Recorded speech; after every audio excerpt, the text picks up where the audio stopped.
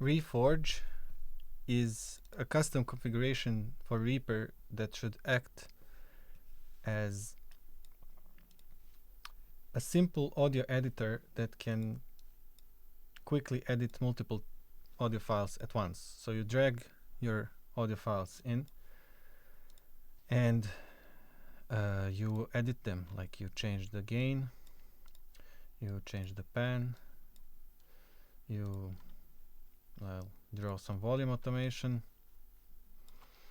or you split them, or you do some fades, or trim these as well, or like this. Yeah.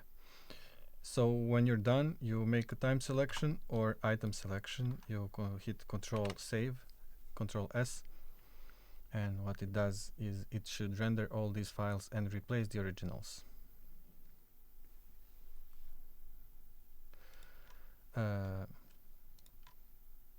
Yeah, I think that's the gist of it. This is a custom Reaper configuration, so there are some quirks with it. For example, you need to understand how these mouse modifiers and shortcuts are set up in navigation. So you use mouse to scroll, you use upper part here to make time selection. That works on items as well, and then you use lower part to move them. But if you make time selection and move them, it will split.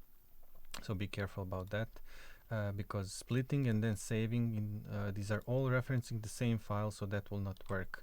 You need to have the same file here, just one instance of it for it to work properly. There are templates for different formats, and you should set up your preferred template depending on what you're working on. Default one is this one right now, but if you're importing some different audio files, so there's even if you import multiple audio files with the different properties, they will all have these settings as well in the end. So let's quickly demonstrate again. So I do some volume, and you can even stretch. Yeah, that's also fine.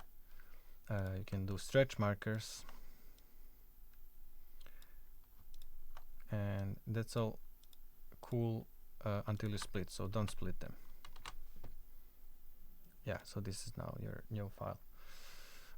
What you do to split and cut, so you do A and S it splits at mouse cursor, trims at mouse cursor. You do D and G to do fades.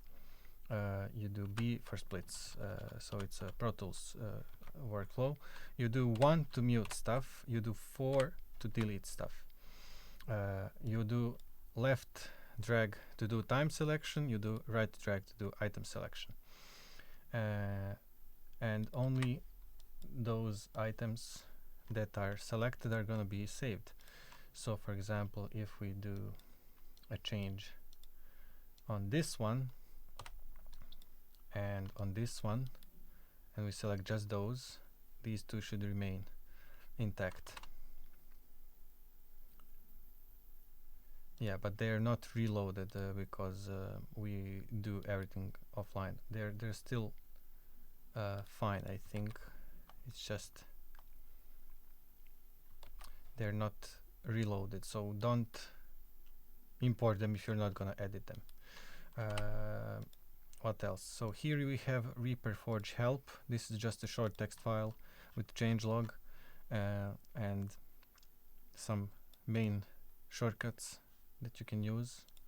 For example, Alt Q, Alt W, Alt A actually, yeah.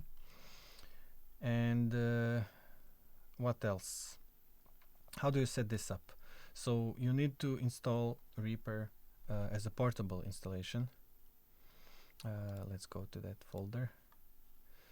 So you do a portable installation, you then run install here SWS extension, and then you import this custom configuration.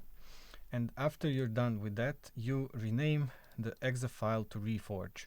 And you do that so it can be independent from your other main Reaper configuration. So you can quickly close it by clicking here, or by selecting Control plus Q.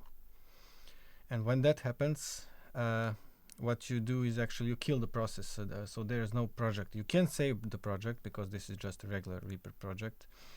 The control panel is over here. The Media Explorer is over here. So you have everything. It's just made, it's hidden. So you just use this as a simple audio editor. And there's even support for multi-layering, but it works only on one file. So if you import multiple files, but you need actually to layer these two for some reason, you can do that by adding a new track and layering these two files over here.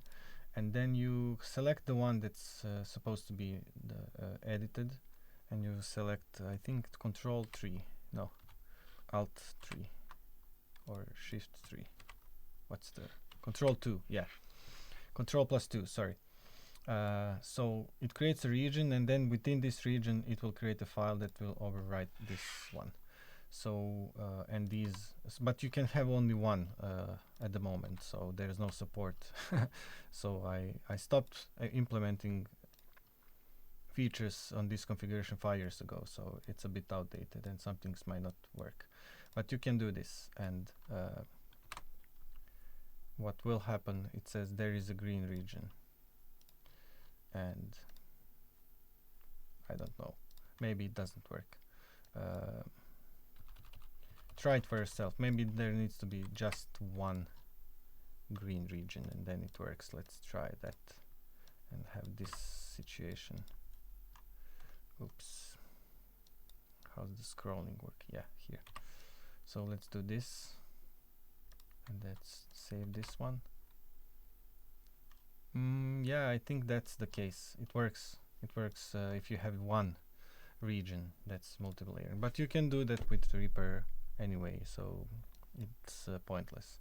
But the main point of this tool is to have, like, if you have multiple folders, folder A, folder B, folder C, and they all have some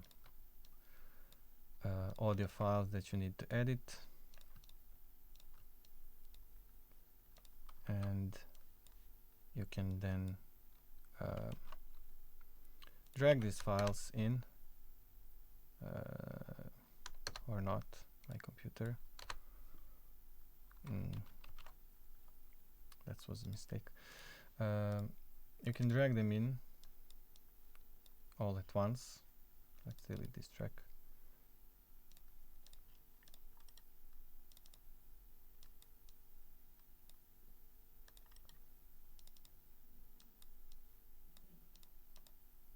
And what happens is that you simply change the gain to all of them, and you can trim them, and you just select them and save. And this should actually be faster, but it depends on computer. And you have the edited files, but please be aware that you're overwriting your original files. To set up this also, you need a couple of settings here. So first of all,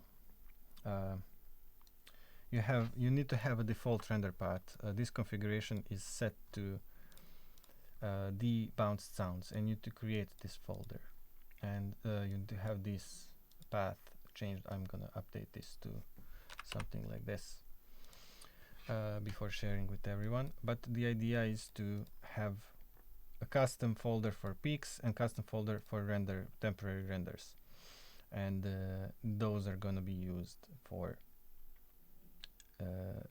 rendering and then replacing later. Besides that, this folder must exist before you define it as a path. And yeah, that's the gist of it.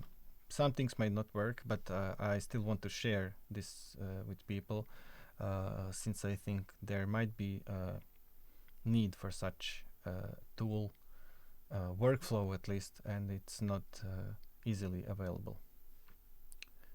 This will be shared for free, and I'm not supporting this.